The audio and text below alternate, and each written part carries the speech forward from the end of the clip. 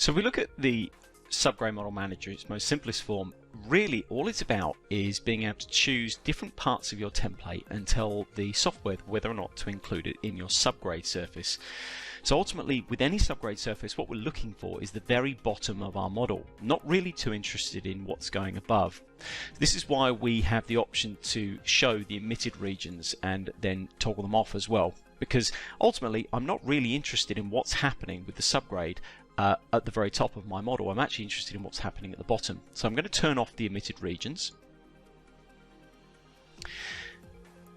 When we are provided with our model, the software will basically display the section sample positions and also something called vertical curve mesh refinement. So if you have vertical curves on your string, Civil Site Design will go and add additional mesh refinement or additional sample lines. Now these are controlled within the selected sampled sections form, and you can actually change that number. That number is defaulted to 1. So this is why you're seeing quite a few samples that are an addition to the 10-meter sampling that we would normally put in. Now that doesn't matter. I don't have to go in and edit these sections individually, as you'll see. So let's see how this works. So at the moment, what we've been presented with is the bottom layer of subgrade on all of our template all the way through. What we'll do is focus on, first of all, on this footpath, which is just nice and simple. If we left click on the bottom of this particular region, we are prompted with the sectional break line palette on the left hand side. You can see here that the chainage we're given, the codes that are either side of this particular layer of subgrade, which is our footpath, the layer index. Now this is the layer of subgrade. Now normally, for example, with the road you'd have maybe, for example, 3 layers, 1, 2 and 3. And if we actually left click on the bottom layer of subgrade of our road here, you can see that's layer 3. However, we only have 1 layer of subgrade for our footpath, therefore that's layer 1. It provides us with a material which can be useful, and it determines from the style, which we'll look at soon, whether or not this is the bottom layer of this particular section between these two codes, which it says is true. Now at the moment what we're saying is that we do not want to emit the bottom or the top layer because we want to model to both of them. Now if we check emit top here and then go apply to section, what will happen is the software will no longer triangulate. As you can see there, it's actually stopped triangulating to the top of our footpath on both sides. If we uncheck emit top and apply to section, you'll see that that's now being triangulated all the way through. Now we could apply that all the way through on the whole string. So if we didn't want the top or the bottom to be added to this, we can say emit top, emit bottom, apply over range, and I'd like to emit both the top and the bottom of the footpath layer here from the design entirely.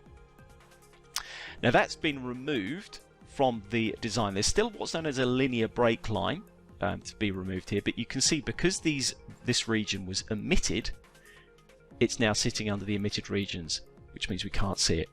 So we've removed that particular section of footpath. Well, what happens to these linear break lines? Well, if we left click on a linear break line,